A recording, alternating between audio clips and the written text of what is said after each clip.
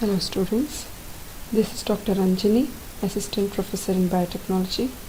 Welcome to e-learning sessions in Medical Biotechnology. Today in this session, we learn about antibiotics and strain improvement.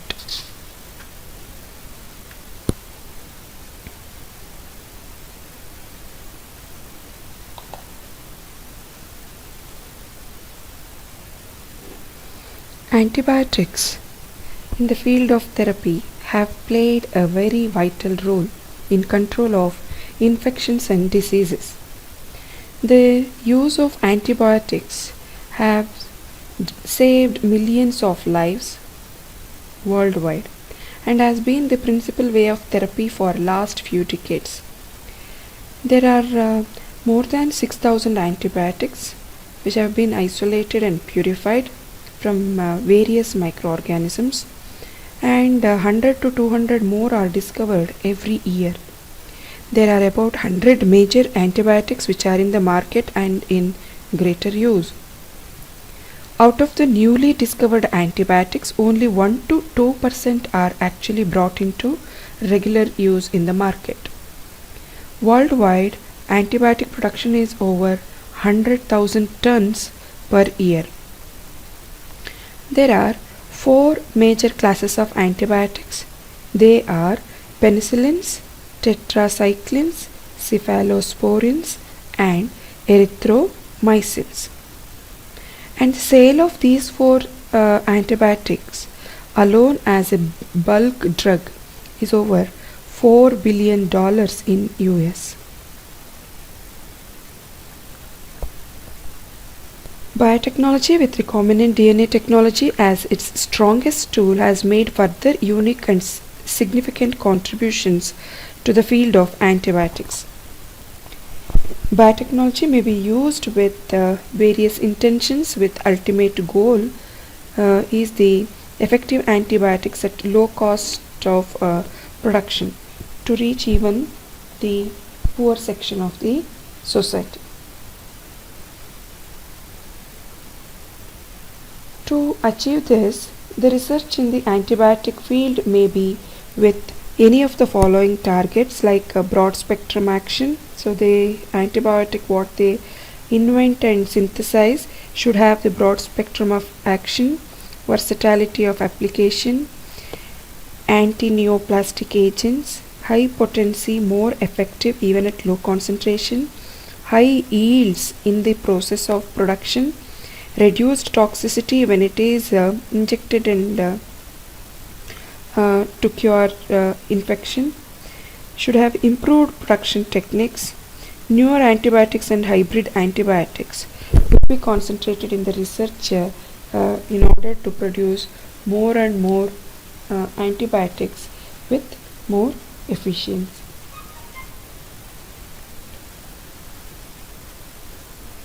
Strain development and improvement of strains for the production of antibiotics should take into the few situations, like mutation and selection procedures on producing cultures have proved to be useful for improvement of yields for penicillin.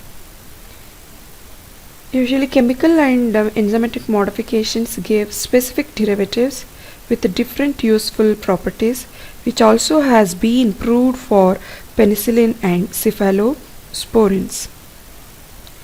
Antibiotic producing organisms are mainly penicillium, streptomycetes, actinomycetes, bacilli, and are less studied at genomic level. The biosynthetic pathway for antibiotics are not clearly understood till now.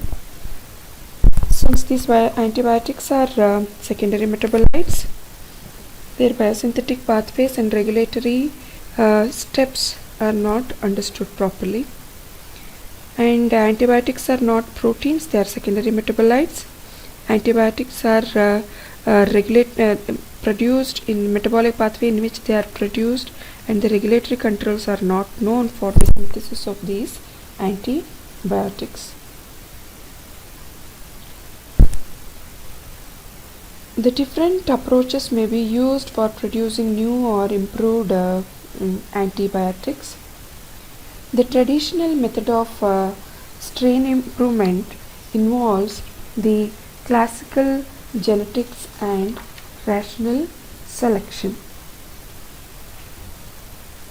The remarkable increase in antibiotic productivity and the resulting decrease in the costs have resulted due to mutation and screening for higher producing microbial strains. In recent years, efforts have been devoted to miniaturize and automate the screening procedures and to enhance the frequency of improved strains by selection procedure. Example, isolation of anti-metabolite resistant mutants in cases where natural metabolite is a precursor, an inhibitor or a co-repressor of biosynthetic pathway. Mutation has also served to shift the proportion of metabolites production in fermentation media to a more favorable distribution to elucidate the pathways of secondary metabolism and to yield new antibiotics. Targeted mutagenesis, it involves the introduction of mutations at specific locations in DNA. As many antibiotics, growth hormones, regulatory factors producing genes has now been cloned. Targeted mutagenesis of the cloned DNA can be performed in vitro, followed by transformation of recipient organism. In case of classical genetics, the most effective use of classical genetics in the past was the backcrossing of the overproducing strains with the parental strains to improve the vigor of the mutant strains. After backcrossing such a strain with the wild type, progeny cells are produced that have inherited the overproducing traits from the mutant parent and the wild type hardiness and vigor from the wild type parent. This was not possible with the penicillium, which lacks a true sexual cycle. However, a parasexual cycle resulting in the production of heterokaryon was discovered in penicillium in 1958 and was used to improve the strain. Protoplast fusion is relatively a new versatile technique to induce or promote genetic recombination in a variety of prokaryotic and eukaryotic cells. Industrially useful microorganisms such as streptomycetes and other microorganisms because it breaks the barriers to genetic exchange. Another use of protoplast fusion has been the recombination of different strains from the same or different species to yield new antibiotics such as rifamycin, anthracyclines, etc. Protoplast fusion has also been useful in elimination of an undesirable component from penicillin broths imposed by conventional mating systems. But in case of rational selection, this involves the selection or selecting an improved producer out of very large populations of progeny. For example, some antibiotics. For example, penicillin and tetracyclines are chelators of heavy metal ions. The more of these antibiotics an organism produces, the more resistant it will be to heavy metals in the media. Thus, selection for mutant strains to heavy metals was used in improvement of penicillin production.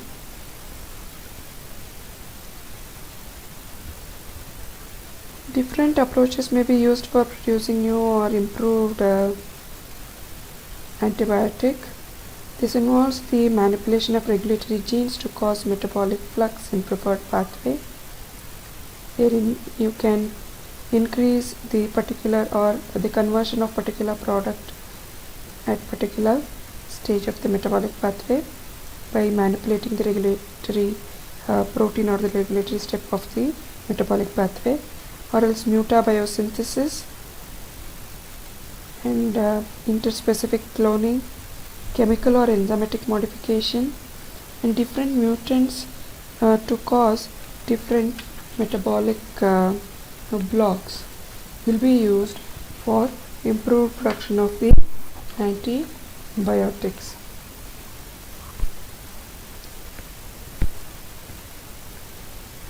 Apart from this, recombinant DNA technology was used for improved production of the antibiotics. Gene manipulation can be achieved by plasmid transfer technology. This method is largely used. Two slightly different pathways can be put into one organism. Here is an example. Plasmid PUJ2303 of Streptomyces species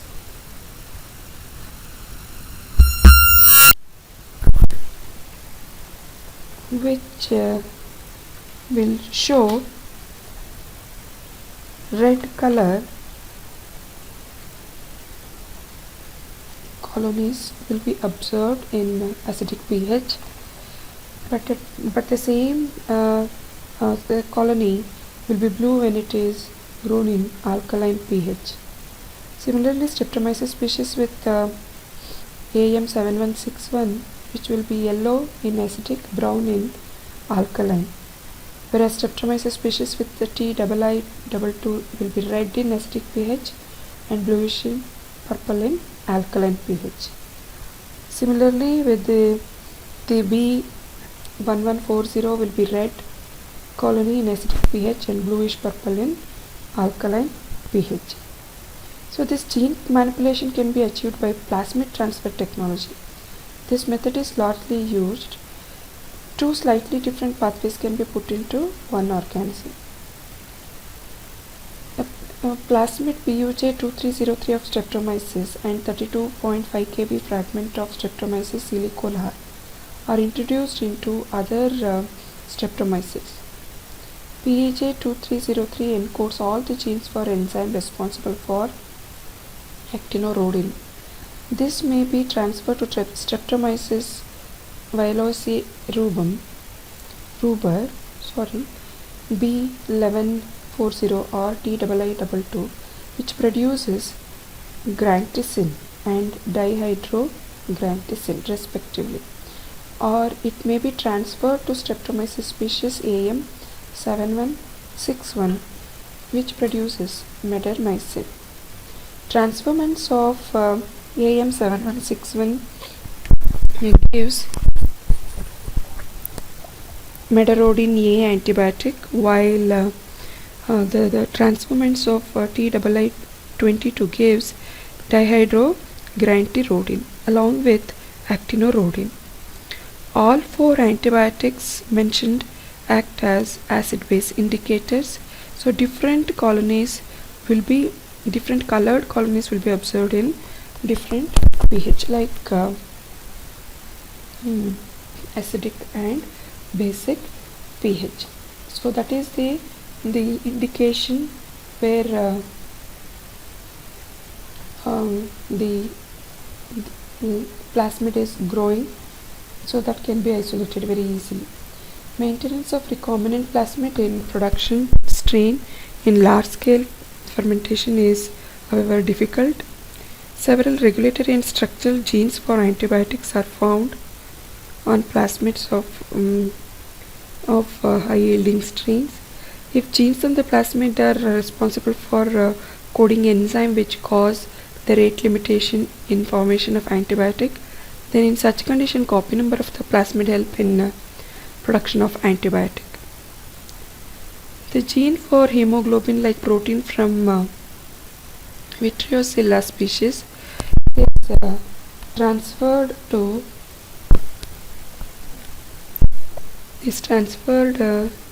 Streptomyces silicola. These Transformed Streptomyces silicolar can grow in low levels of oxygen. Otherwise, oxygen happens to be limiting factor for growth of these organisms. Only 5% of the original requirement of oxygen is sufficient for growth. Transformed cells produce 10 times more actinorhodin per gram weight of the cell. Function of hemoglobin-like protein is to sequester oxygen from medium and then deliver it to the cells.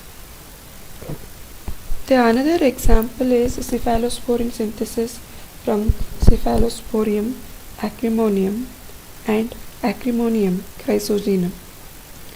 Cephalosporin C is converted into 7-ACA aminocephalosporinic acid by chemical method. 7-ACA is starting material for chemical synthesis of many cephalosporins.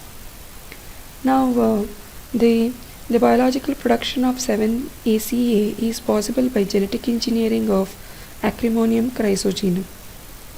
The gene for enzyme amino oxidase from Fusarium solani and gene for enzyme cephalosporin acylase from Pseudomonas have been cloned in Acrimonium chrysogenum.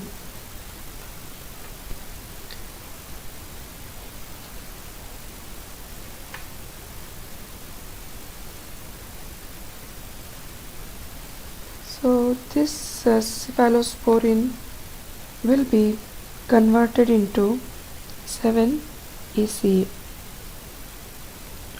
That is how genetic engineering is increasing the characteristic of the particular strain in yield as well as the quality for large scale production of the antibiotics to treat the diseases and infection.